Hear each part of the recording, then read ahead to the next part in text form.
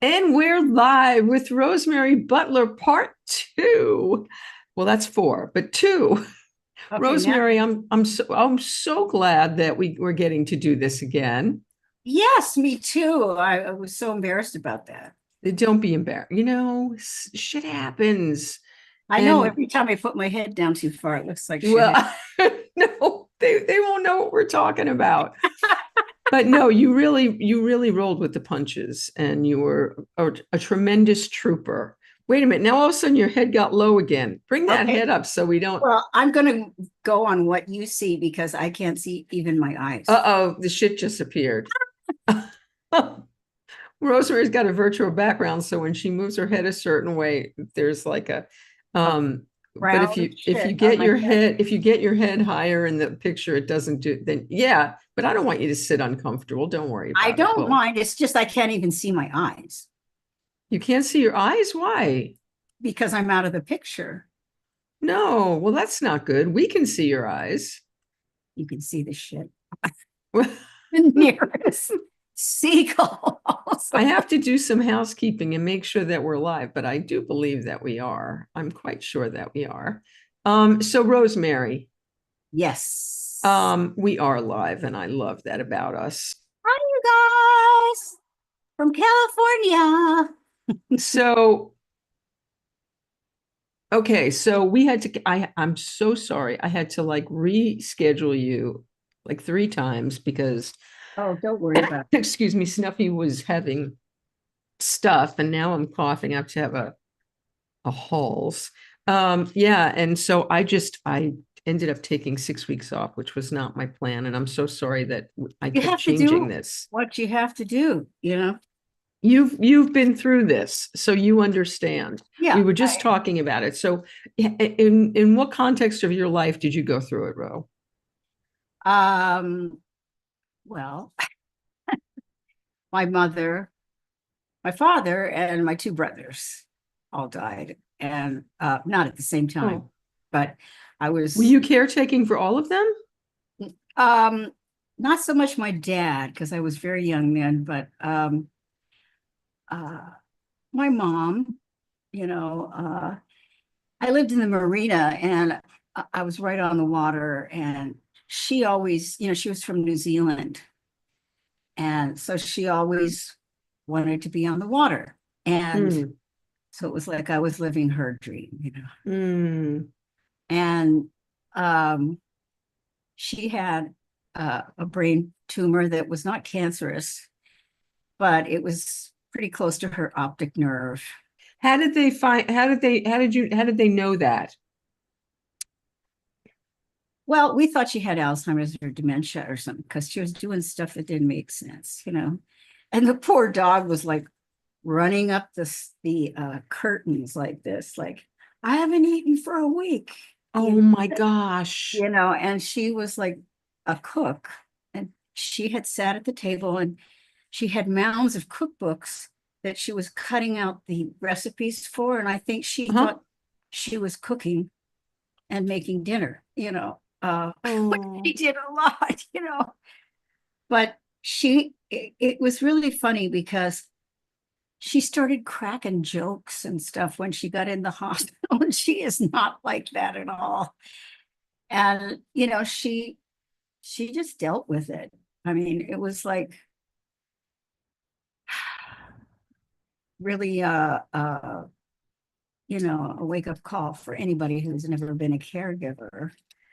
And so my two brothers lived in Orcas Island up by Seattle.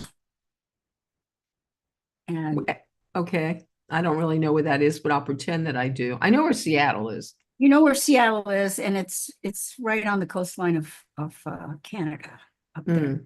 Beautiful island, just gorgeous. But if you're sick, there's one doctor for the whole island. And if you have to go to the hospital, which my brother did, uh, he had to be helicoptered Oh, wow. because it's a long, ride. Mm. But anyway, each time there was some uh, incredible insight into uh, how to handle a situation like that. You just do, you know, and and it takes a toll. But I wouldn't have traded any of those moments for something else. It was very bonding, and it was very good for my heart. Oh, that's beautiful. Well, that's lovely that you did that. I'm sorry that you had to go through it, but my And mother is going to be 94 in you have good genes. Wow. well, Jordache. No. But only we would remember Jordache jeans, right? But You need a sponsorship. well, my father, when at 86, he had Alzheimer's and he passed from that. But I guess 86, you can't I don't know. 86 sounds young to me now. Everything has changed as I have aged. So it all gets All have aged. You're not the only one that aged. That's right. Where that's where we are. Okay, so we're not going to talk about aging today, though, and needing a neck lift and an eye job. We're gonna talk about all the days when we didn't need any of that stuff when we were young. Well, And yes, right, running around being wild. We didn't think of that, and a lot of no, drugs were taken, and we were just, you know, I it don't know. never dawned on me that there would be a day that I would be worried about my necklines. I never thought about that when I was in my 20s and 30s. Oh Yeah. no, no, of No, course not. But yes, it your whole body image of how you relate to it. I mean, if it's in perfect health and perfect weight, and it can do anything that you want it to do, why should you worry about it? this is a good point, but I have none of those things. I don't Oh, like where, no, I'm not happy with any of it. And when I think about how fit I was even just 6 years ago, oh, the pandemic really kind of messed me. I had been in a groove of working out and all of yeah. that stuff. And yeah, I I lost my groove. So Well, you had a lot of stuff to do too. That yeah, was stuff's been going on. Life's been in session, but let's talk about fun things. okay. Yeah. Let's go down memory lane. Okay, so last time we were here, we heard about Paul McCartney, we heard about Ringo Starr, we heard about Ray Charles and about Three Dog Night and about the Rolling Stones. And we just started to touch on Jackson, but you didn't talk about, and that, the fact that your voice is so iconic in his music, Running on Empty. I mean, oh my God, you are really synonymous with them. Um, how did you meet Jackson? Was he Hmm. the first one of that group that you met?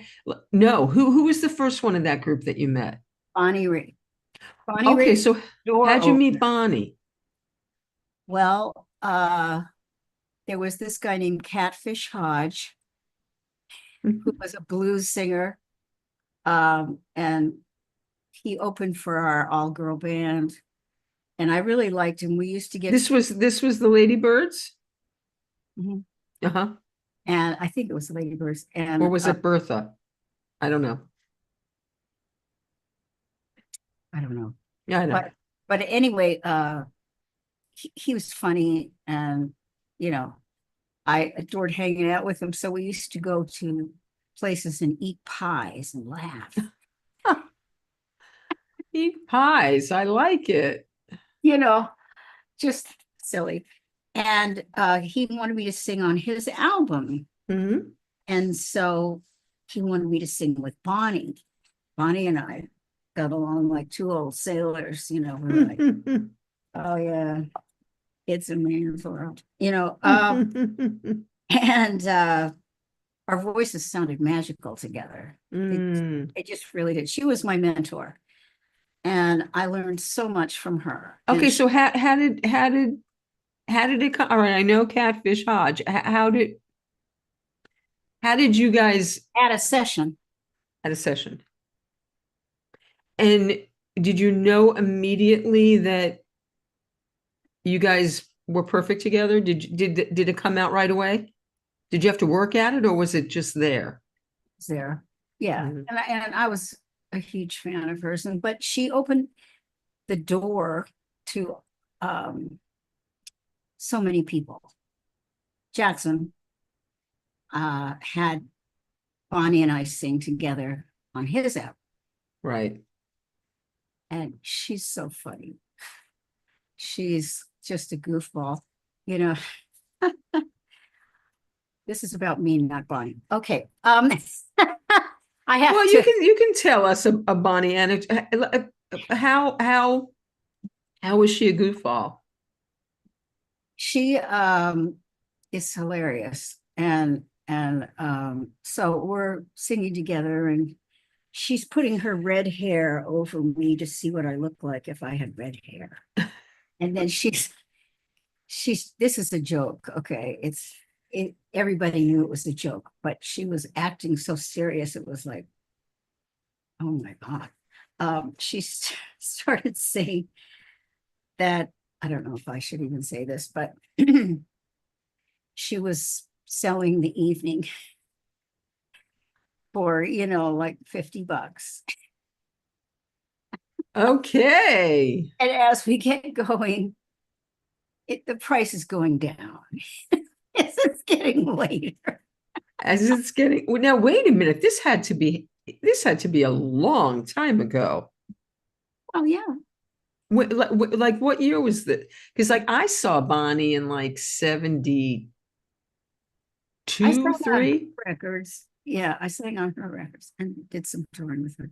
Yeah, She I know. But so when was fast. this that you met? Like this was before this is before she was, Bonnie Raitt.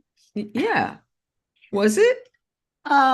She was Bonnie Raitt already, but it was like in the beginning of her career, Mm-hmm.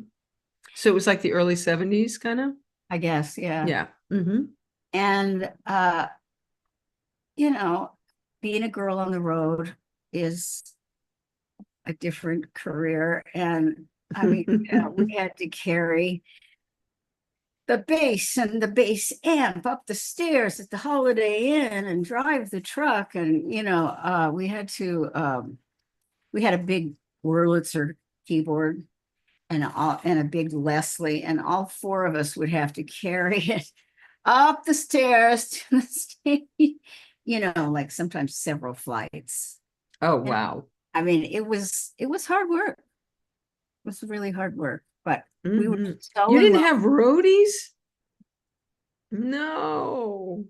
No roadies. Well, one time we had a guy, well, my brother actually drove a truck for us, and another guy came in and helped us later on when we were more successful. But we had to do all the grunt work, but we were so integrated as a group that we just really loved each other, and we really loved the music, making the music, and it was our passion. It wasn't like we're going, now wait a minute here, I'm not having any kids, I'm not married, what am I thinking of? The music. That was our that was our love. We were so excited about it. And then we started to open for acts, you know. I think I told you about Three Dog Night, and Yes, you told me about Chuck getting a little, yeah, needing a little assistance. needing some assistance. Hello. And but it was just a journey. We were so excited to do the next thing and the next thing. We weren't, but one of the keyboard player did have some kids. Um, but anyway, it was just that's what we did. We were artists, we were, musicians and singers and songwriters, and that was our love. And we gave up everything for it. You can't go home if somebody dies. Did You you know, miss a lot of life events being on the road so much? life evidence. Life events, like things, if Oh yeah, family. Yeah, yeah, yeah. like weddings, babies Right. being born. if there was somebody that was hurt, you can't just leave your post, Right. or you're stuck there. Uh, and a lot of, like with James Taylor, we were doing a lot of bus stuff because you have less jet lag Uh-huh. because you're on the ground, and where you could go in a plane in a couple hours, you're going to go for 12 hours.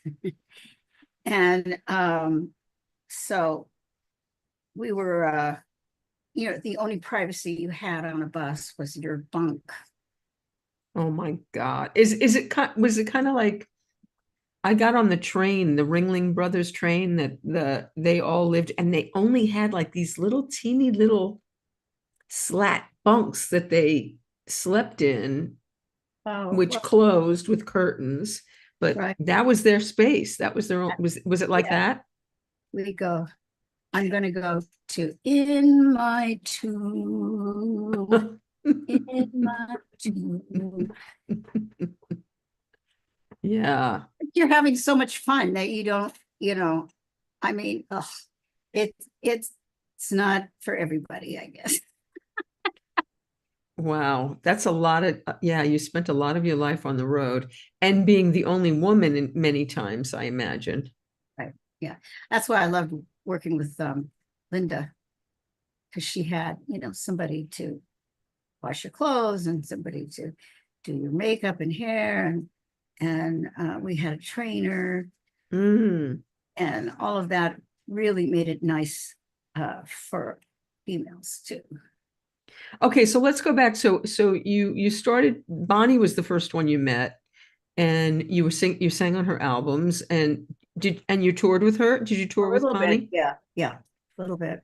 Mhm. And I love the fact that she was able to have a strong woman, a strong, talented woman with her and not be threatened by that. That's Oh fantastic. no, it's like, where do I get a tampon?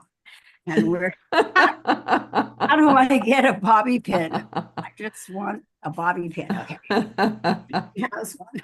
You know, Yeah, yeah. Although I can't picture Bonnie with bobby pins, but well, I'm yeah, just saying girl stuff, yeah, girl stuff. girl stuff. Did you know her when she was married to Michael O'Keefe? I knew Michael. He was an actor. She was married to Um, Michael. I've known her since the very beginning, probably before she met him. Yeah. Okay, so and she must have been wild back then. I can only imagine she was a wild child It was wild and fun, and you fun. know. And I just saw her, the guy who did Tom Campbell, who did the No Nukes, Hmm. series. Hmm. It was a celebration of his life, and she was there. And it was just like, God, it's been so long, to run into these people. And Is it still is that bond still there? I mean, when you see each other, is it like no time has passed, kind of? oh yeah, it's like the Mhm. next sentence. Mm, that's wonderful. Okay, so you did this with Bonnie, and then how from that did you? Oh, so Jackson had you and Bonnie sing on his, Record. but Yeah. you ended up having a very long relationship with Jackson. Oh yeah. So was that like an instant thing also when you met? Like how did you do you remember meeting him under what circumstance? Well, Bonnie goes to me, she goes, Jackson is doing an album, and his child's mother just committed suicide.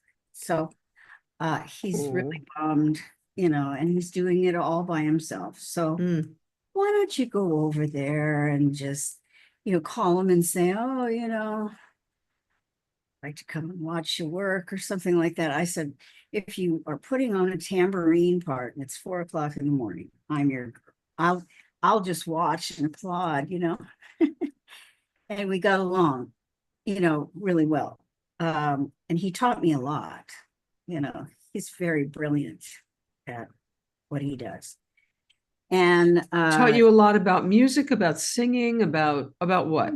harmonies, About harmonies. and being on stage. And, Hmm. you know, Although when I first saw Jackson back in the 70s, he barely looked at the audience. He almost turned his back on us for most of the show. He was very shy the first time I saw him He back in the was day. shy. He was shy. And one time we went to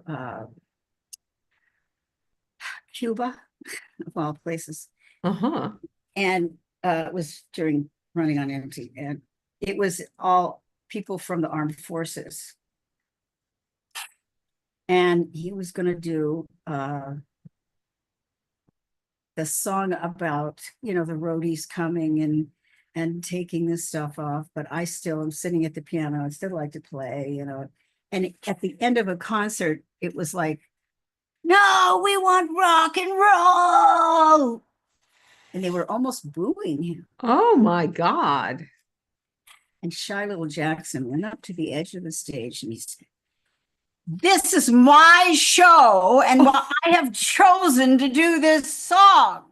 So shut the fuck up. And I went, Good. Wow. and he never had to say it again. Wow. Ever. And that's a great song, that the one that you're talking about. Yeah. So damn them. Well, good for him. He shamed them into shutting up. Yeah. Well, they weren't tuned into him yet. It was, Mm, we were recording, Running on Empty and all those things every night. mm. And the engineer would go around with this big fuzzy microphone, and record crickets and mix them into the applause. And then Really? and then turn up the volume. Oh, that's hysterical. Oh, that's hysterical. Yeah. So you must have spent a lot of time too with the section, right? You with Lee and Danny and Russ. Right. Mm-hmm. Yep. Now, okay, so now I know those guys as grown men in the last decade. I can't even imagine them as young, crazy rock and rollers, which I imagine they were too, right? Well, yeah. I don't know if they were crazy, but they weren't crazy. They were very focused. They didn't make a lot of mistakes or anything like Oh that. God, no. They were very focused and very talented and Mhm. sensitive.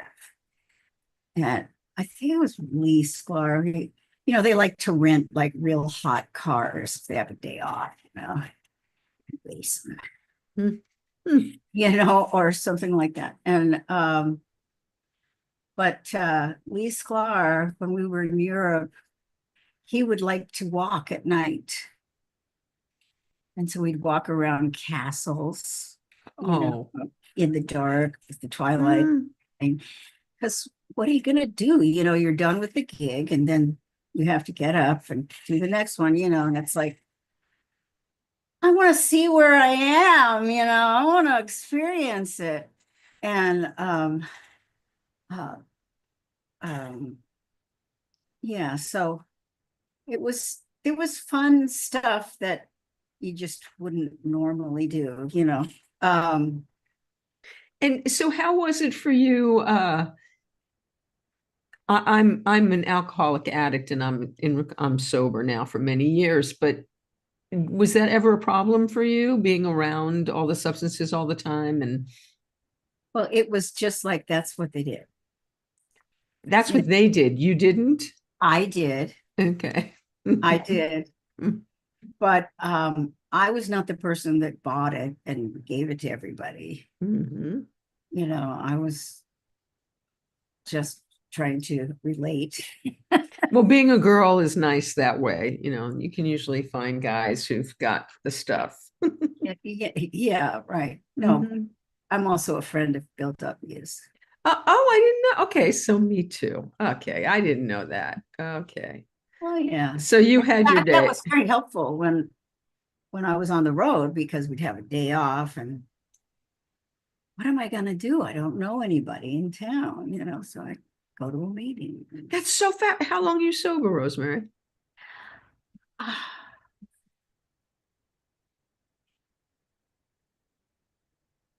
Probably 35 years.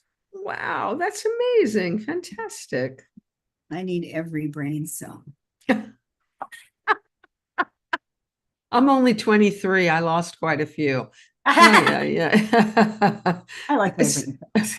So, okay. So, and like, what was eating like when you were on the road? Did you eat like a lot? Did you eat, well, I don't, fast food? Yeah, fast. Did you eat fast food? Did you eat well? Did you guys go to like nice restaurants when you were on the road? How was that? Oh, we always had a caterer Oh, I at love the that. gig.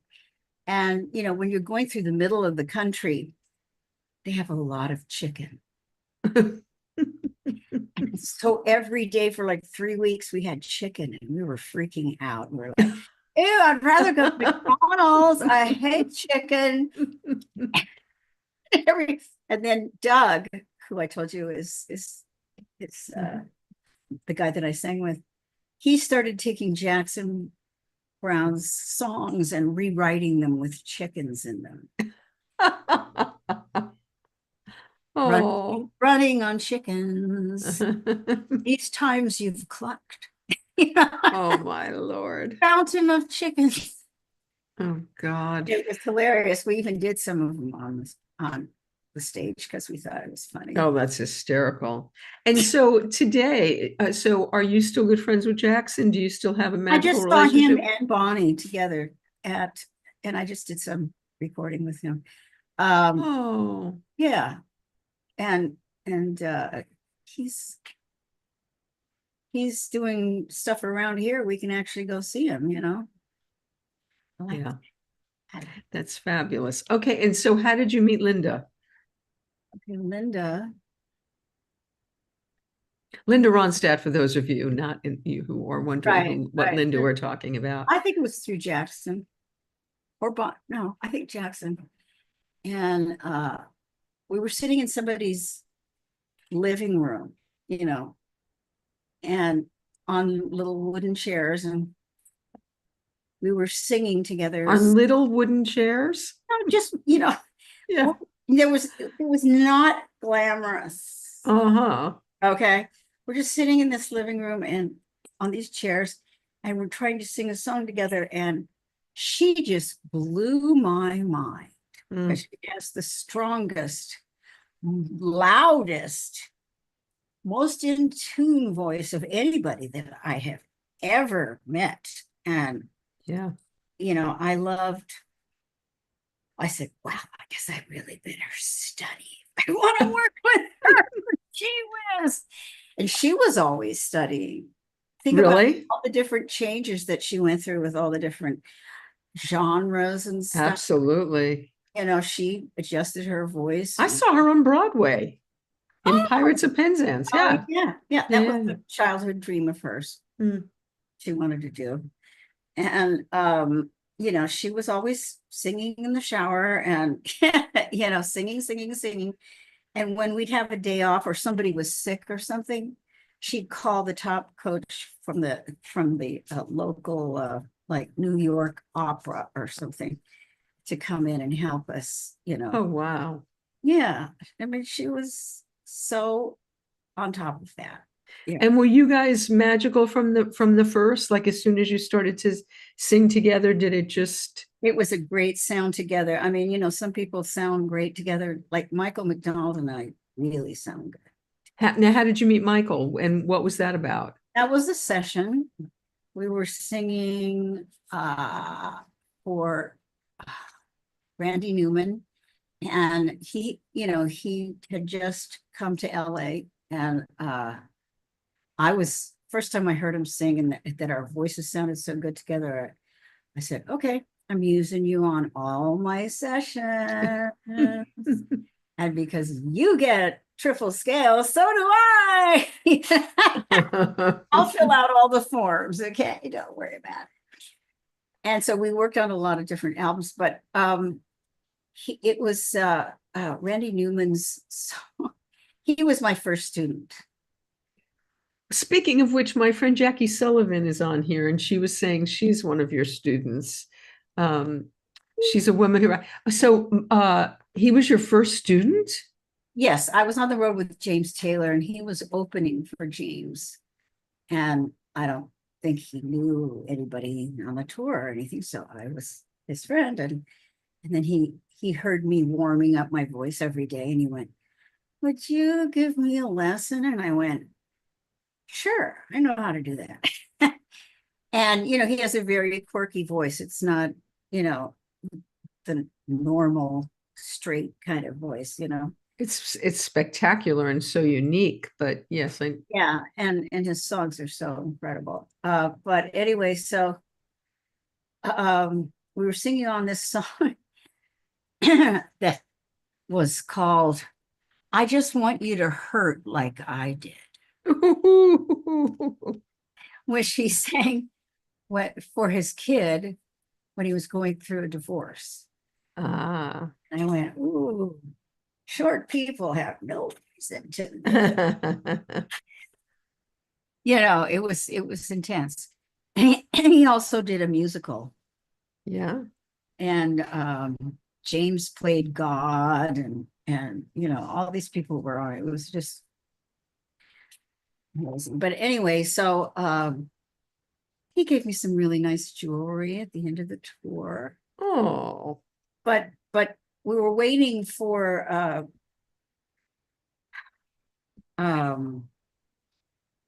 what's his name? He's a songwriter, J.D. Souter. He was the guy that knew how to do Gregorian chants. Mm-hmm. Because for that song, he thought it would make it funny if it was a Gregorian chant. It's just what you heard like I did, and so I think it was Don Henley and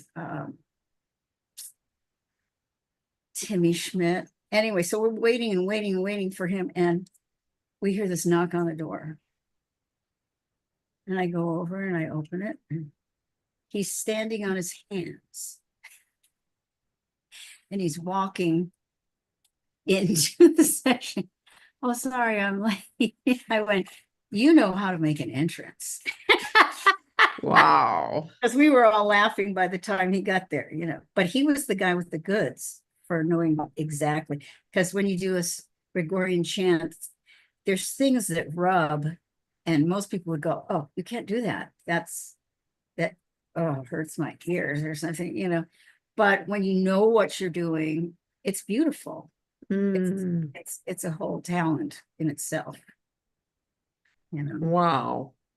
By the way, are you still in contact with Linda? Have you seen her since she retired? And Oh yeah, yeah. Yes, and I think Emmy Lou is having a party, and I've been invited, and Roseanne Cash, and it'll be fun up in San Francisco. how are Linda's spirits these days? I just got a picture from her, and it had Jackson and Joan Baez and a bunch of people, and everybody was dolled up, and looking good and everything. And I think she's a very thoughtful and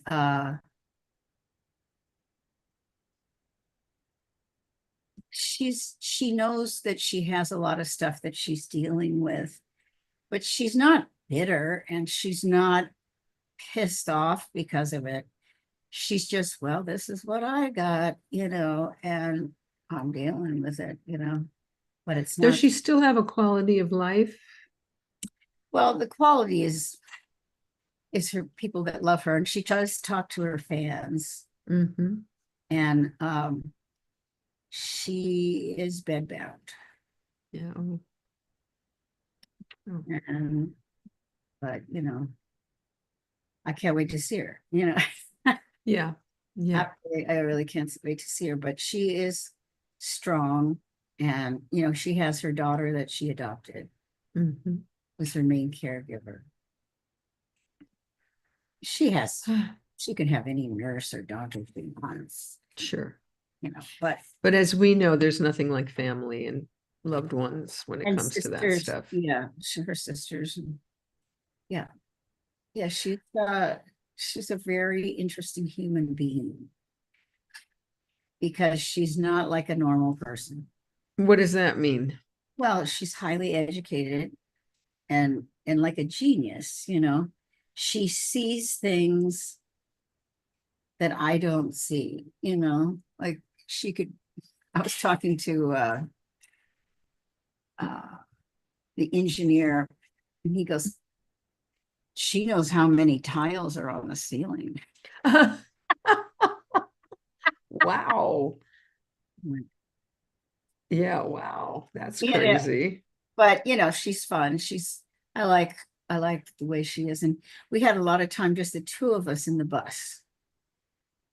So we would like, you know, read poetry Oh. and I think um, I was sewing or doing some macrame or some stupid thing, you know, an owl. It is owl, you know, and she liked to be peaceful and classical during the day. And so it was a relief from what the other bus was. That was my next question. Having toured with Bonnie and Linda and that female vibe, as Mhm. opposed to Jackson or James,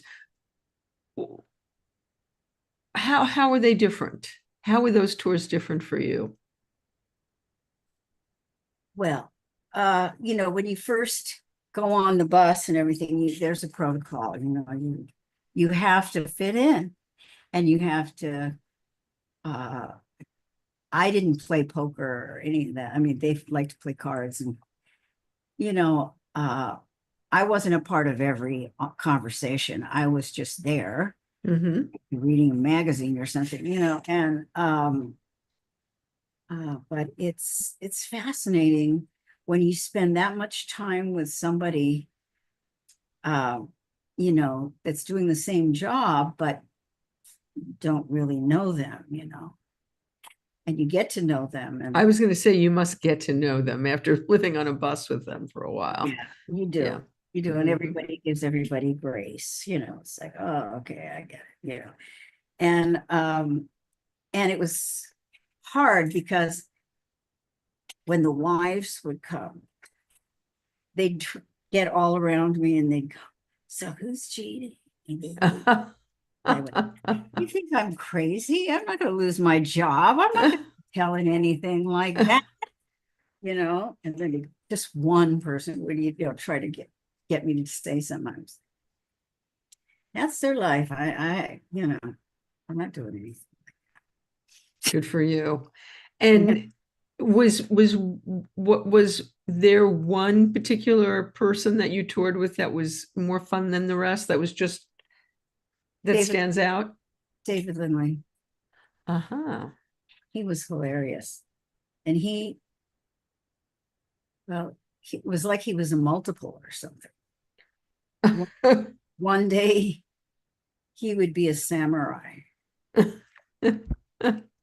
and he would talk samurai, and you know he had studied it. And then the next day he would be an Irish priest, and then the next day he would be, and he would stay in character, you know, a pirate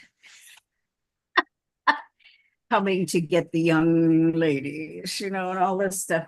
It was so entertaining. He was really hilarious, just naturally hilarious from That's another. fabulous. Some John Myers is asking, did you work with Neil Diamond through different stages of his career? And if so, were they different over time or the same? I worked with him on a Christmas special, and he goes, Rose and Jewish. Okay, what am I doing? The Christmas special. But I sang on his record too. And when I went to his studio, you go through the door and it's like this giant, you know, all these gold record things. I can't even remember the number of how many, but it was the most I'd ever seen an award for. Wow. selling the most. And he was really sweet. I really liked him a lot. And I did a duet with him too. But that was just one period of time. I think he got sick after. When was that? Do you remember? Oh, Approximately? they don't, the years, Yeah. just Was like he, was it young Neil Diamond? Was it medium Neil Diamond? Was it old Neil Diamond? it wasn't old. Mhm, Uh, it was not when he was doing his movie or anything. It was mhm. after the movie. But he was a really cool person. I liked him. I saw him at Madison Square Garden with a friend of mine not that long ago, maybe 8 or 9 years ago. We were the only people in Madison Square Garden who were not standing on our feet the entire time. His fans are rabid, rabid fans. Oh my Lord, these middle-aged women just, oh boy, they're Right. serious. I know, I know. He really got to their soft spot or He whatever. certainly did. Yeah, Just he was very talented. And, um, what was that movie about? It was about the jazz, didn't he do the jazz singer? Didn't he right, do the the, yeah. jazz singer, yeah. Mhm. And he was pretty mellow. I mean, I thought he was good. I enjoyed having some private time with him, and just trying to, you know, do the best duet I could. Speaking of duets, you and Kenny Loggins, how did you meet Kenny? Well, my band knows them. They live, a lot of them live in Santa Barbara. And Kenny, they had, toured with him. And Mhm. so that's how I met him. And I just love Kenny. Kenny is a phenomenal singer. Oh my God. He's so just mind blowing and funny. And what a writer, man, and performer too. Mhm. And so, because I was in Santa Barbara, there's a few people there, like um, Parsons, what's his name? Alan Parsons. Alan Parsons. Yeah, Mhm. he's there. And, there's only so many musicians and they all play with everybody. And so I was spending a lot of time there because I was teaching there like 2 or 3 days a week. Mhm. And so I did I answer that question? How you met Kenny? I don't think so. No, no, no, the other one. Somebody wanted to know. Oh, you did answer the question about Neil, yes. Oh, okay. Yeah. I think he's retired now. I saw He- a video or something on his life and how he has lived. Now he lives out in a more wilderness area, kind of, it's, you get to a point where you don't want to be entertaining all the time. He earned it. He did a lot out there. Yeah, he earned He, it. Okay, so go back to Kenny. So you were in Santa Barbara, and Mhm. how did you connect with Kenny? I sang live with him. My band said, "Oh, get her, she's good." And so I was singing with him and just having a ball. And Santa Barbara is a small nucleus, but mighty. And so you just see him. He'd come to the Mhm. gigs. I met his family. Mm. You know, and just adored him. He's just adorable. Mm. He bought a house on the side of a cliff overlooking the ocean. And there was a bit, the Santa Barbara has these horrible floods and mudslides and giant boulders and, all the time fires and stuff. And so he was, I don't know where he was on tour or something, but his house was on the cliff and above his house was a water tower and it started leaking. Oh, And he was really blessed because it went on either side of his house. wow. Didn't hurt his house. That's amazing. When he moved away, he was like, oh, that's not going to happen again. Yeah, You know, that's mhm. but yeah, you should watch some of his videos. He's brilliant. I like I him. saw Loggins and Messina also back in the 70s. That's yeah. Yeah. Mhm. They Yeah. were fabulous. Weren't they fabulous? They Yeah. were fabulous, yeah. Yeah. Bahiva La and all that, yeah, it was excellent music. So Kenny was another one that it was like an instant connection Well, and for me, I mean, uh, he just treated me like he always knew me, It's like, okay, that's lovely. yeah, how lucky am I, you know? That's lovely. Yeah, it wasn't Um, strange at any point. so okay, so I'm gonna keep going down the list of people that you sang with that are on your list that blow Joe Cocker. Tell me about Joe Cocker. Okay, I it was, love Joe Cocker. yes, Mm, it was democratic fundraiser. mm-hmm. And we did a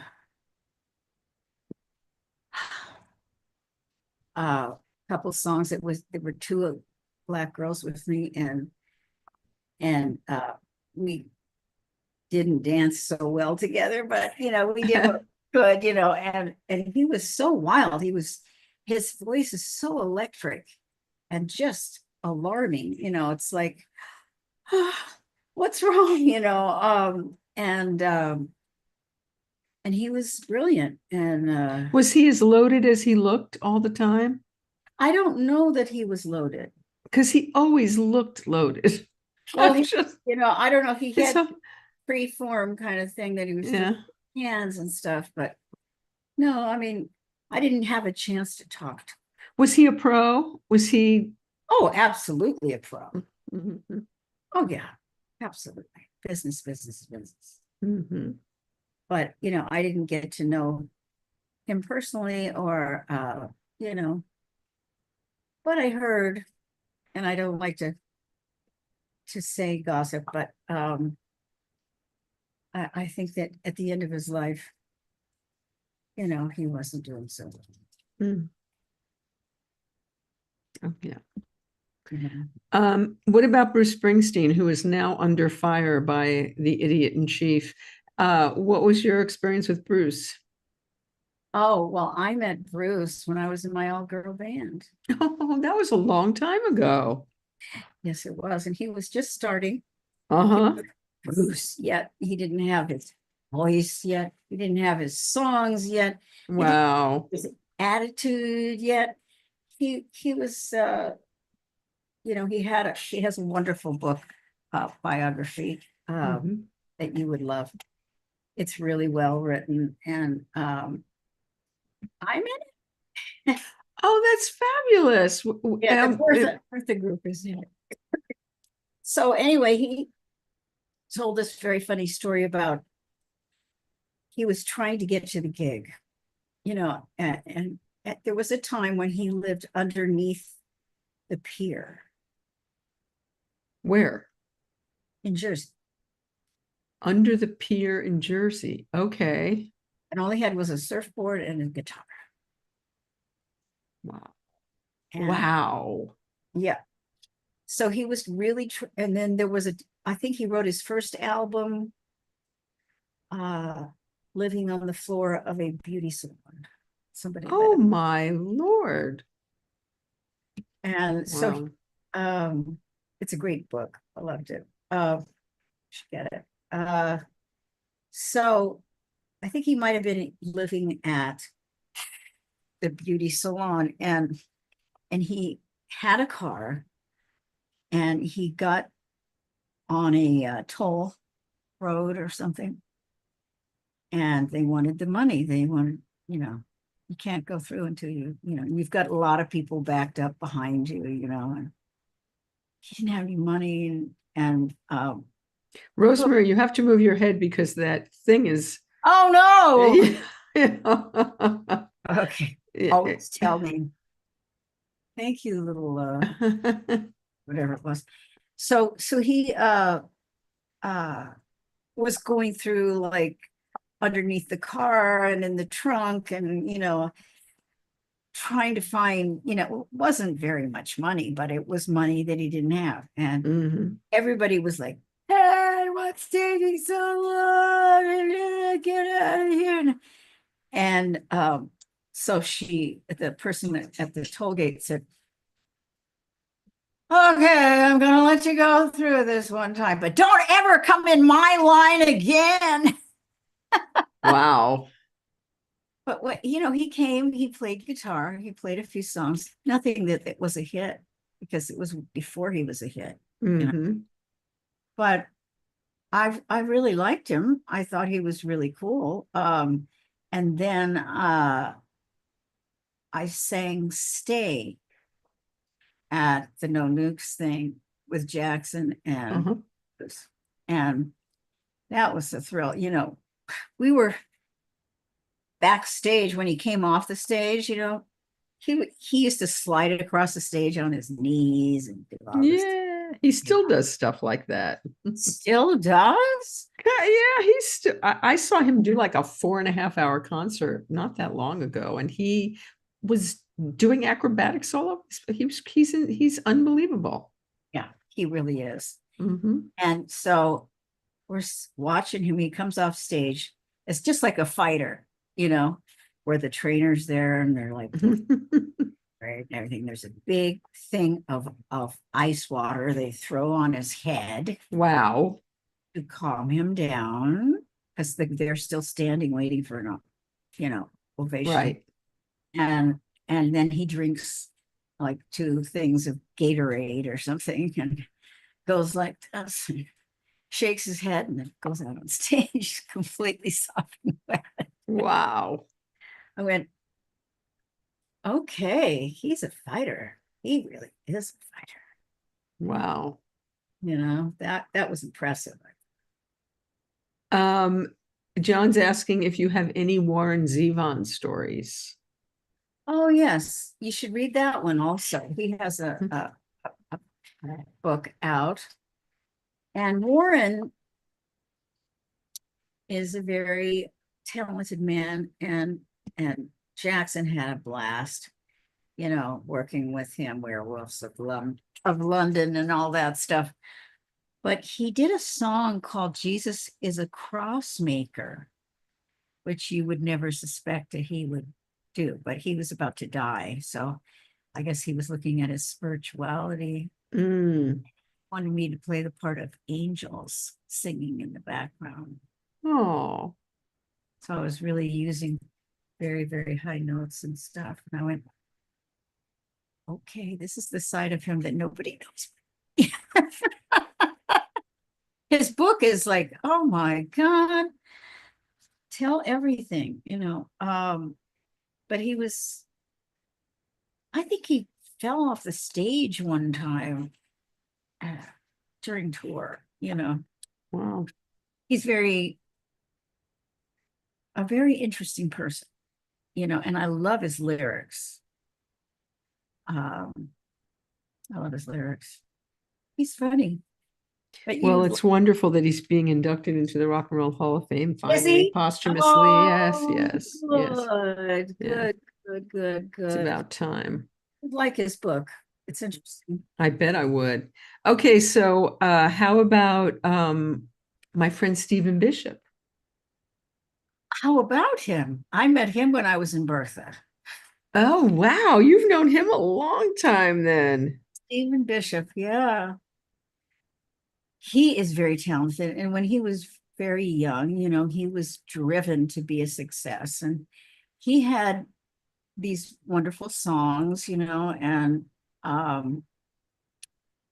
he thought, well, I'm just going to call up, the CEO of the record companies and tell them I'm great and that they should sign me. Wow. I went, we were doing what? And he, he eventually did, but when he was really young and had no cred, no credits of any Hmm. kind, he was very driven. And I liked his voice too. Hmm. That falsetto. Yeah. He was a Yeah. special person. And he hung out with Bertha. That's so cool. He's lovely. Yeah. Um, how Johnny Mathis. You sang with Johnny Mathis? A TV show. Yeah, that was the first record I ever bought as a child, was his greatest hits. Wow. And I thought his voice was like, velvet. And so we did Chances are, I remember chances are, right? Mm. yeah. And he was doing a Christmas special, and Arnold McCullough and I, who I sang with James, got to decorate a Christmas tree while we were singing with him. And it was like, I can't believe it. Johnny Mathis, that's the first record I ever, you know, to be singing with him. What are the Wow. chances? Wow. And speaking of James, so how did you meet James? Did you meet James through Bonnie also? How did, James came to see me sing with Bonnie. And then we went to Japan with Linda, and James and Linda were in Japan at the same time. And Linda said, "You have to sing with us on Lonesome Road." It's an a cappella thing. And he liked it. And it's so touching. I wish I had kept this, but he wrote a little like card for me saying, "I really liked your voice. Would you like to go on tour with me?" wow. And they put it under the door. Oh, wow. I said, "Yes, I would. I would." Wow. It was Wow.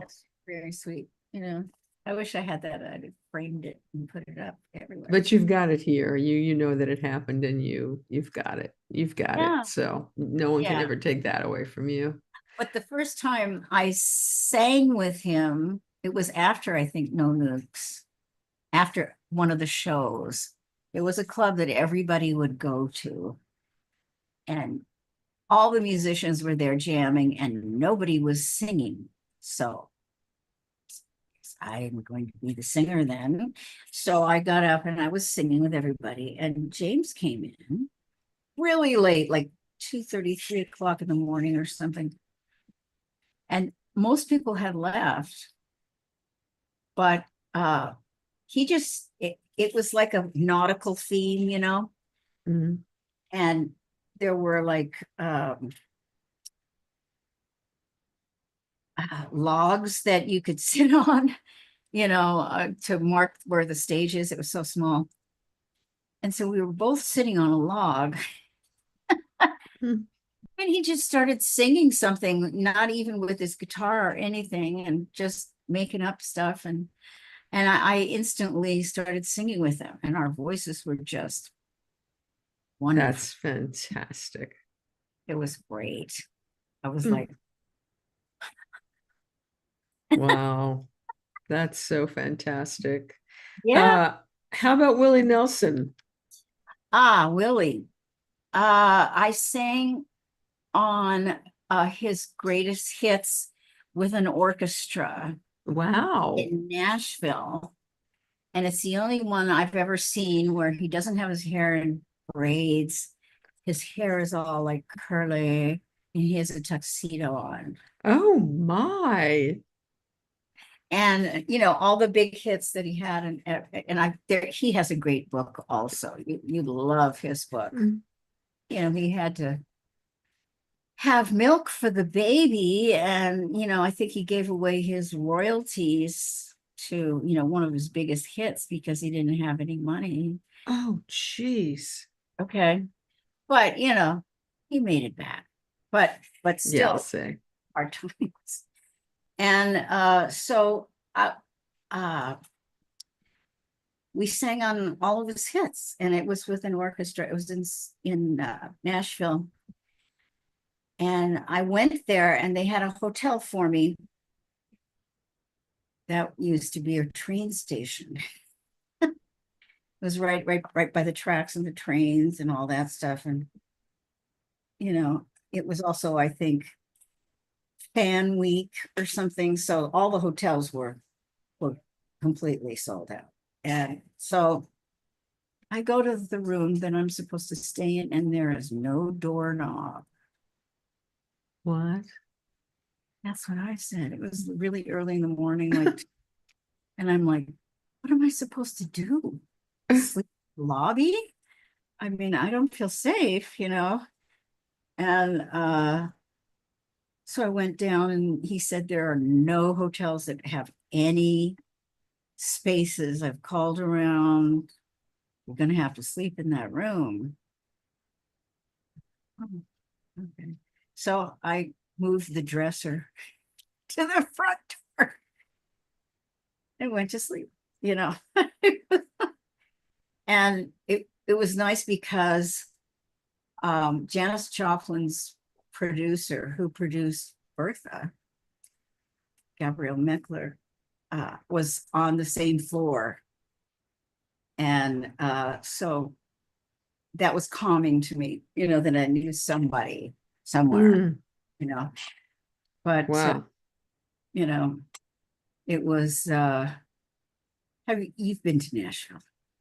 I have never been to Nashville. We were just talking about this. I have never been to Nashville. It's Well, terrible. You'd like it. I I mean, know that I would. and you know, it's very creative.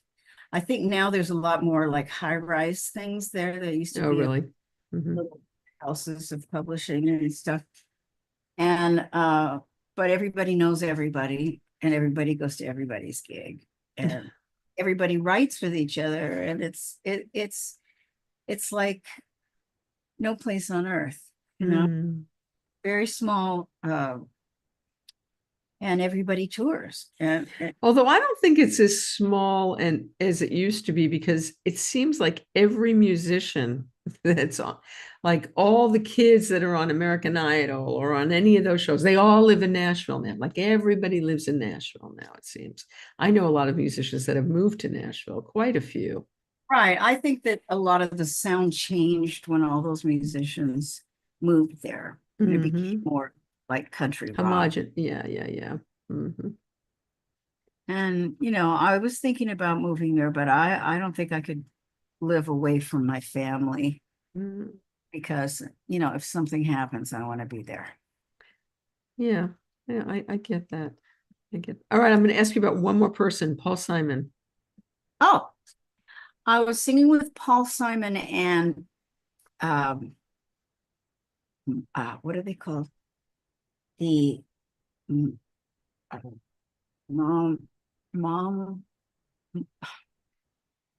they were from Africa. Oh, nice. Yes. Yeah, Lady Mombazo. Mm-hmm.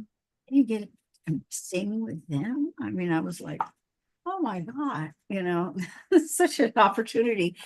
But James and Paul were raising money for a ambulance, and it was a fundraiser, and you know, everybody sang with everybody, and he came to our rehearsal one time, and he had a big cast on his leg because he was in, was that him or no? I think that was Billy Joel. Sorry. Anyway, That's so okay. I was going to ask you about Billy too. yeah, Mm-hmm. Billy Joel I sang on. You know, I owe my career to Peter Asher. You know, he used me a lot on these things, Uh-huh. and I'm very grateful for that. Um, Rosemary, is there one like you've sang with everybody? Is there, I would imagine that you ended up on stage in some extraordinary jam with incredible combinations of people. Is there one that stands above the rest as being like, oh my God, this. Joni Mitchell. Oh. Mm. You know, she used to be James. He goes, well, she was my bitch, but also I was her bitch. Uh, and when was that? Um, we sang on "You Are My Only One" Mhm. and Don Henley, and she was kind of always around a little bit, you know. So I got to talk to her on the off times and stuff, you know. And so what was Joni like? Well, Joni was usually always smoking, and you know, very cool. She's very cool. And I first time I met her, I was backstage and I was running through the harmony part that I was going to sing before with a cassette player before I went on, and I was singing the lower part. No, I was singing the higher part. And she walks into the room and she sings the whole song with me, and she was singing the lower part. And I went, my dreams come true. I mean, Wow. I just idolized her because she could do everything. Mhm. She'd do the cover, she'd, you know, make all the harmony. I mean, she was just a brilliant, brilliant woman, you know, really brilliant. And she, you know, is Indian Cherokee, I think. And she was very excited because of one of the songs that was on her album. She was talking about the Indians or something, and that the Cherokee Indian tribe invited her to come and become, you know, connected with her roots or whatever. And she was so thrilled about that. Mm. Oh my God, you know, you don't know what a song is going to bring you. Wow. I just saw her for the first time at the Hollywood Bowl a few months ago. And personally, I prefer her voice now with it, that it's deep and rich. And she, nobody sings a song like, oh my goodness. She's like a painter. She doesn't go, I, She is like a painter. You're right. you know, she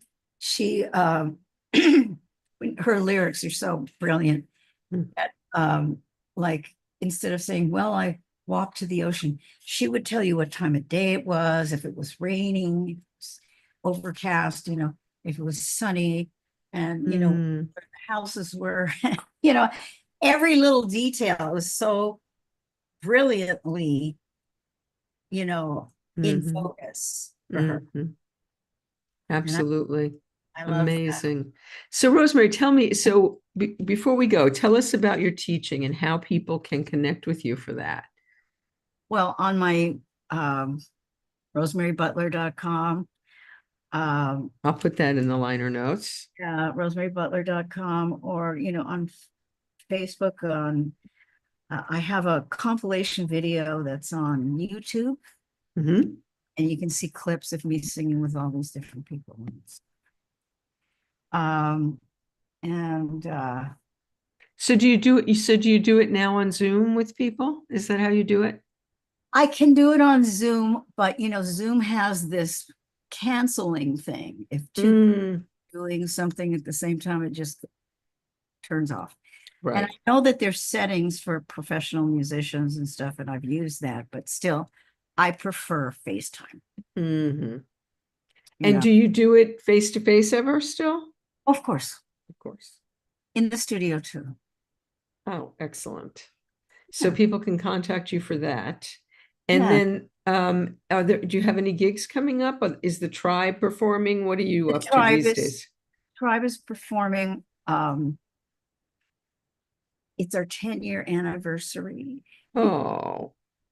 and you know, the guy who is, you know, the head of it, he was going, you know, I'm still playing with my high school band.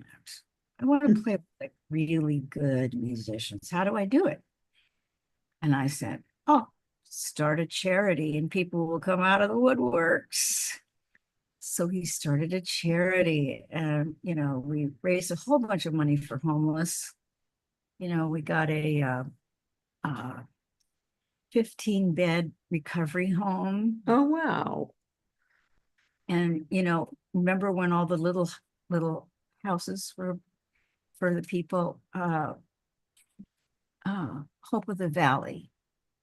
And so they help people recover and get jobs and, all that. And then we also got a food truck that delivers food. Warm food. Fantastic. And that was a thrill.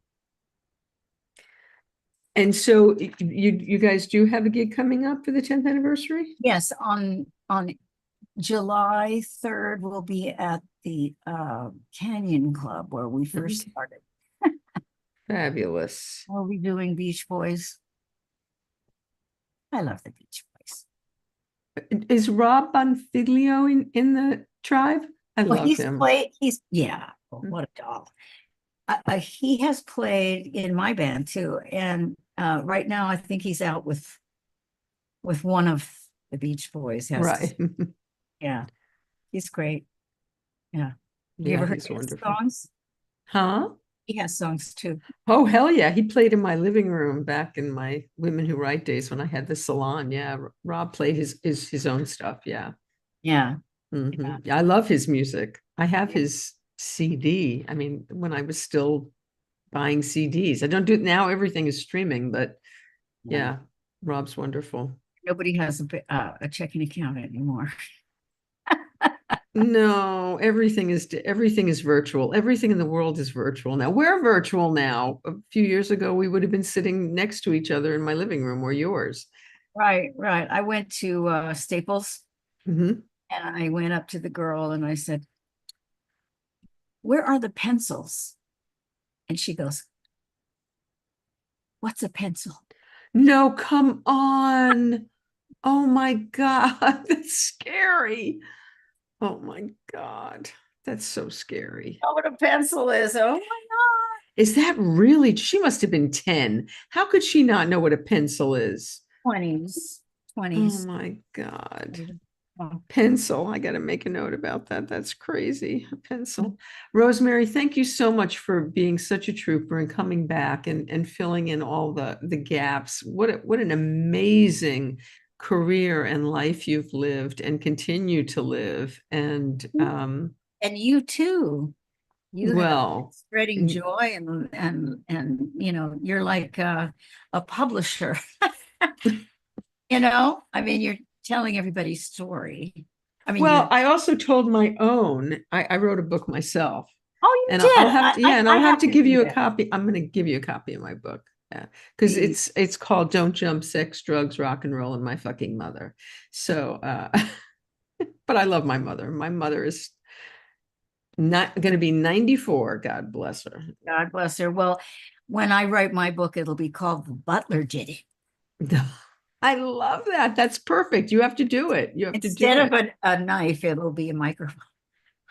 That's excellent. Well, get on that. I have a women's writers workshop online every 2 weeks. So you'll You do? when you're writing you'll have to come when you're writing your book. It's a lot of people have published through my workshop. Yeah. Oh, I bet. I'd like to come to that. Absolutely. You're invited. Well, Rosemary, thank you so much. And I hope maybe we'll come to that Canyon Club gig. Yeah, I think you'd have fun. It's so summer music, and I know so many people in the tribe. Oh my goodness. So the tribe wonderful. is huge. I mean, it has a massive amount of people that come in and out, and like the fire thing, that was like 75 people or something. Yeah, somebody was just saying that you were part of that and what an amazing night that was. Yeah. Yeah. Well, thank you again, Rosemary. You're a doll. And just You're thank you a doll. thank you for all the music. I hear your voice in my head. You're so recognizable whenever you do anything. I can pick you out. You're just brilliant. Thank you so much. Thank you. I think I learned that from Michael McDonald, because his voice no matter who he sings with, you can tell it's him. That's right. And and we can tell it's you too. Oh, good. So have a wonderful night, Rosemary. Thank you so